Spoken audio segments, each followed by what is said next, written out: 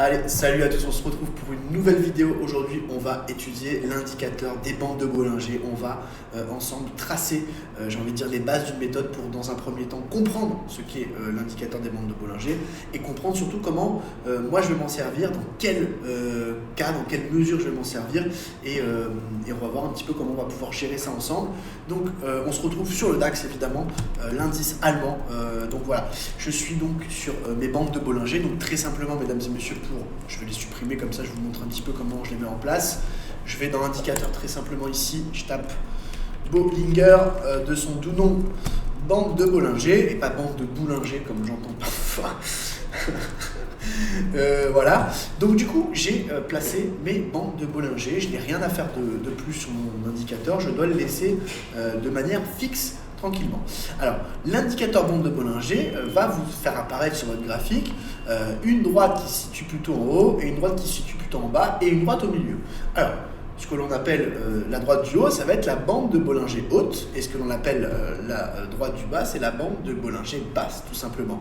Ce que vous avez au milieu, c'est la MM20, donc la moyenne mobile en 20 périodes. Sachez que quand vous travaillez avec des bandes de Bollinger, quoi qu'il arrive, le milieu, c'est la moyenne mobile en 20 périodes, sur toutes les unités de temps. Et ce qui est important de comprendre, c'est dans quelle mesure on va mettre en place la stratégie des bandes de Bollinger et comment on va s'en servir. Et moi, je vais vous apporter plusieurs stratégies, évidemment, dans les bandes de Bollinger, mais je vais vous donner, pour moi, la stratégie qui me semble la plus simple à mettre en place pour les débutants et surtout la plus rémunératrice, c'est d'agir quand les bandes de Bollinger sont à plat et que le marché au final est en range. Et donc là justement, on va voir un petit peu qu'est-ce que signifie tout ça.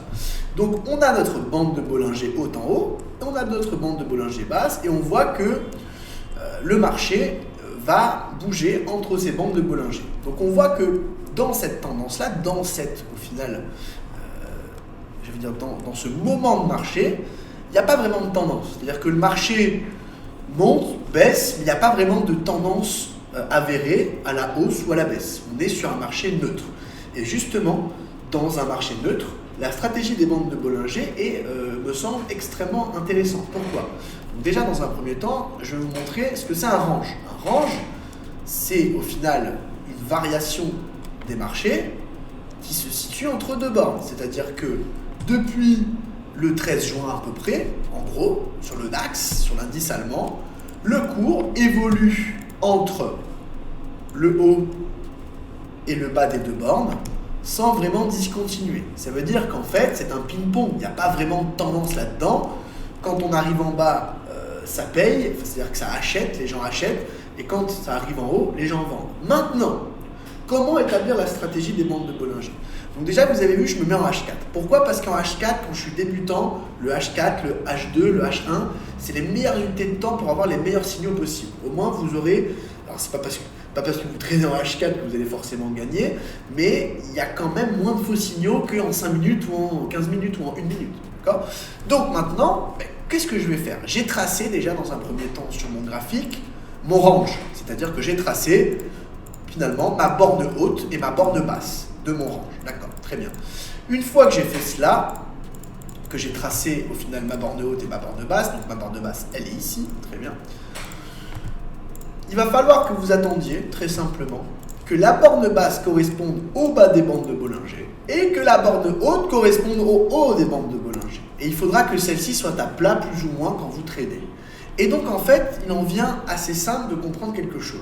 On se rend compte que depuis le 2 juillet, depuis cette phase de marché-là, les bandes de Bollinger sont plus ou moins à plat et que le marché, au final, à chaque fois, et c'est ça que je vais vous apprendre comme méthode, qu'à chaque fois que le marché, et ça s'est fait ici notamment, sort des bandes de Bollinger en excès, on a ce que l'on appelle la réintégration derrière des bandes de Bollinger, 4 heures. Donc en fait, quand le marché évolue dans une phase de ping-pong entre deux bornes, quand on arrive notamment en haut des bandes de Bollinger et que le marché en sort, la plupart du temps, il va réintégrer derrière.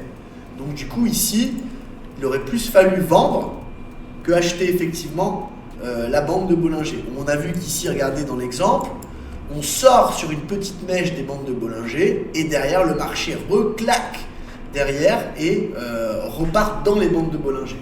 Sachez que la plupart du temps, le marché évolue 95% entre les bandes de Bollinger. Donc c'est pour ça que c'est important, mesdames et messieurs, de cerner le moment où il en sort. Parce que le moment où il en sort, c'est assez rare. Donc soit ça pète par le haut, et effectivement là il ne fallait pas vendre, mais soit au final c'est juste une feinte, une mèche, un excès, et après ça réintègre. Donc ici ça a fonctionné. On va s'intéresser aux autres fois si ça a fonctionné ou pas. Et on s'intéresse d'abord aux opportunités en haut, et après on va s'intéresser aux opportunités en bas, et on va voir si ça marche ou pas ce que je vous raconte. Maintenant, regardez ici, deuxième essai, on essaye de sortir ici des bandes de Bollinger par le haut, et regardez, même chose, patatras, réintégration, on réintègre les bandes de Bollinger 4 heures. Voilà. Donc encore une fois, le marché montre qu'il n'a pas vraiment de tendance, et arrivé, j'ai envie de dire, en haut, eh bien, il lâche tout. En fait, c'est ça qu'il faut comprendre. Donc, excès ici, regardez, il y a deux petites mèches en haut, excès, réintégration, on pouvait attendre par exemple que le marché fasse voilà, celle-là, et puis on aurait pu vendre par exemple ici, notamment, et puis derrière le marché s'effondre. On va voir un autre cas encore, vous voyez. Ici, regardez, on arrive sur le haut des bandes de Bollinger, excès encore une fois en dehors, mesdames et messieurs, en dehors des bandes de Bollinger, et encore une fois, comme ce qui s'est passé le 15 juillet, comme ce qui s'est passé le 8 juillet, mesdames et messieurs, les bandes de Bollinger réattirent une nouvelle fois le marché par le bas, et cette fois encore une fois, on retourne sur le support en bas. Donc on a vu, regardez, quand le marché il est en range, d'accord, quand le marché est en range, sur une unité de temps H4 en général, il faut regarder quand on arrive sur le haut des bandes de Bollinger ou quand on arrive sur le bas.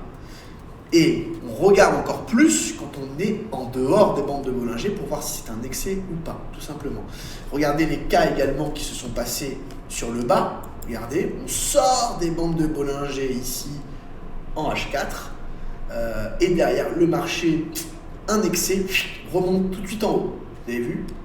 Pareil ici, regardez, on sort des bandes de Bollinger ici, mais derrière ça ne dure que quelques heures et le marché remonte direct en haut. Même cas ici, on sort des bandes de Bollinger. Donc, il y a eu 6 cas en fait, hein. On peut en faire plus, il y en a eu même un 7e ici si vous voulez, si vous voulez qu'on le fasse, on peut le faire. Mais au final, c'est ça qu'il faut comprendre, c'est que dans un marché en range, vos bandes de Bollinger H4 sont un vrai repère, parce qu'en général, quand on arrive en haut, eh bien, il faut plutôt jouer le contre-pied à l'inverse, c'est-à-dire vendre, et quand on arrive en bas, il faut plutôt jouer le contre-pied inverse également, et là, à ce moment-là, acheter le marché. Regardez ici, on sort des bandes de Bollinger, excès, le marché remonte. On retourne en haut, on redescend. Bref, c'est un ping-pong, et en fait, cette stratégie, tant que le marché il est en mode range, c'est-à-dire que tant que le marché évolue entre deux bornes établies, eh bien, cette stratégie est la meilleure. Pourquoi? Parce qu'elle va vous faire acheter au plus bas, en général, ou pas loin, et elle va vous faire vendre au plus haut, en général, ou pas loin. D'accord? Donc c'est ça qu'il faut comprendre, c'est que cette stratégie, elle est vraiment très utile et très simple à utiliser, très simple à mettre en place quand les marchés sont en range, et que derrière, effectivement, ça va vous donner des positions assez intéressantes sur des plus bas ou sur des plus hauts. Voilà, ce qui va vous permettre également de garder aussi des positions si elles sont bien placées, mesdames et messieurs. En tout cas, j'espère que c'est clair pour tout le monde sur cette stratégie des bandes de Bollinger H4 dans un marché en range. Je vous souhaite une bonne journée et on se voit très vite pour une nouvelle vidéo.